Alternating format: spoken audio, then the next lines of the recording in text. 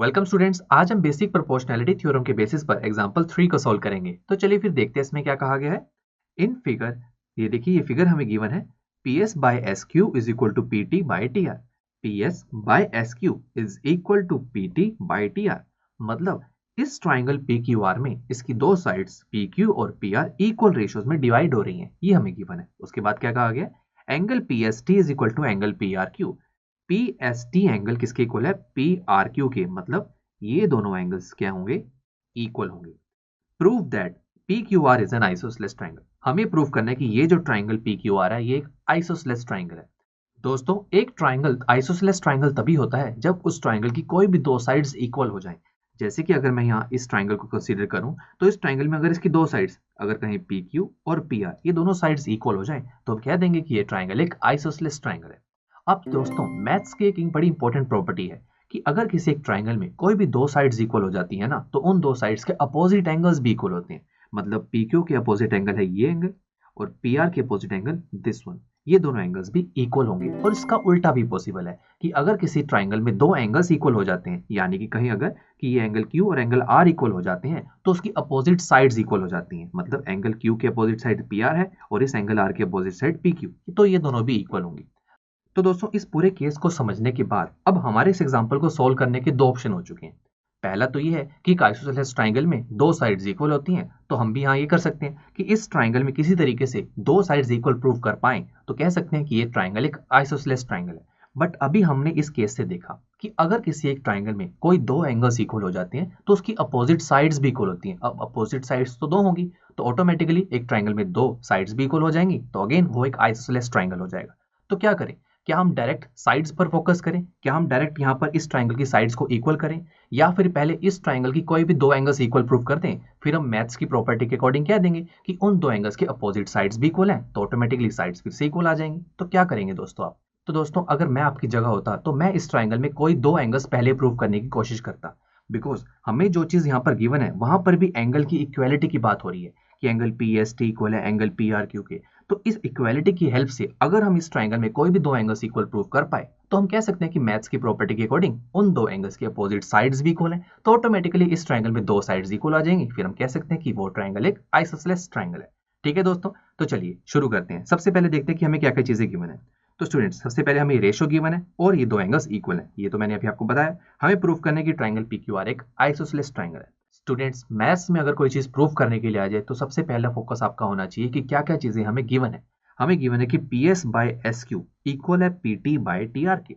मतलब इस ट्राइंगल की दो साइड्स इक्वल रेशियो में डिवाइड हो रही हैं, और इन्हें डिवाइड कर कौन रहा है, ये ST लाइन। अरे वाह दोस्तों, ये तो एक बेसिक प्रोपोर्शनैलिटी थ्योरम का यहाँ पर कन्वर्स अप्लाई हो सकता है। वो ये है कि अगर एक ट्राइंगल में कोई भी लाइन ट्राइंगल की किन्हीं दो साइड्स को इक्वल रेशियो में डिवाइड कर जाए, तो according to converse of basic proportionality theorem वो लाइन उस ट्राइंगल की थर्ड साइड के पैरेलल होगी।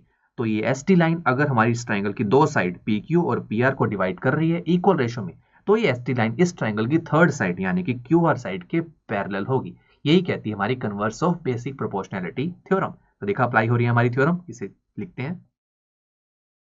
तो देखिए, हमने सबसे पहले गिवन लिखा कि जिसकी हेल्प से हमें पता लग रहा है कि इस ट्राइंगल पर converse of basic proportionality theorem apply हो रही है, जिसके अकॉर्डिंग अब हमारी ST लाइन किसके पैरेलल होगी, QR के।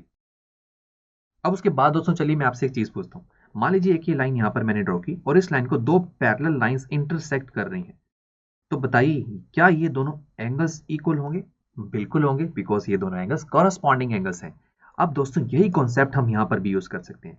हमने अभी देखा कि ST पैरेलल है QR की, और ये ST और QR जो दोनों लाइंस है, ये हमारी किस साइड को इंटरसेक्ट करती हुई जा रही है, PQ साइड को। इसी PQ साइड से ST निकल रही है, इसी PQ साइड से QR निकल रही है। तो इसका मतलब ये हुआ कि ST और QR ये दोनों पैरेलल लाइंस हमारी PQ साइड पर इक्वल एंगल क्रिएट करेंगे। इसका मतलब PST एंगल किसके इक्वल होगा, PQR एंगल के। तो चलिए इसे लिखते हैं। तो देखा दोस्तों, पहले गिवन क्वांटिटी से हमारे पास कितनी सारी इंफॉर्मेशन निकल के आई। अब सेकंड गिवन क्वांटिटी क्या थी कि एंगल PST इक्वल है एंगल PRQ के। ठीक है, इसे भी लिखते हैं एक बार। अब उसके बाद दोस्तों हम क्या चाह रहे हैं, अभी तक हम ये चाहते हैं कि इस ट्राइंगल में कोई भी दो एंगल्स इक्वल हो जाए।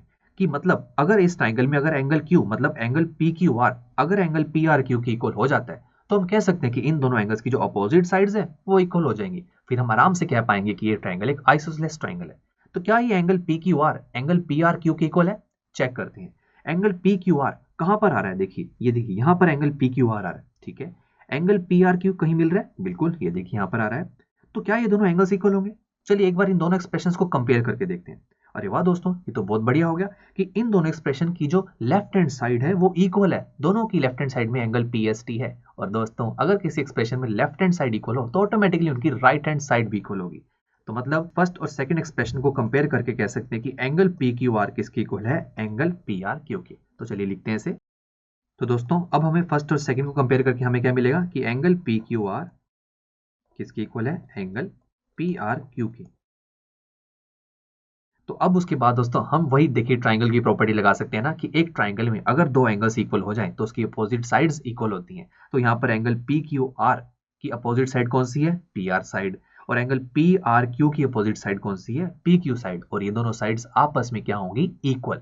और अगर किसी ट्राइंगल में दो साइड्स इक्वल हो जाती हैं तो वो ट्राइंगल कौन सा होता है? Isosceles triangle. तो बस ये चीज हमें प्रूव करनी थी ना, तो बस इसे लिख लेते हैं।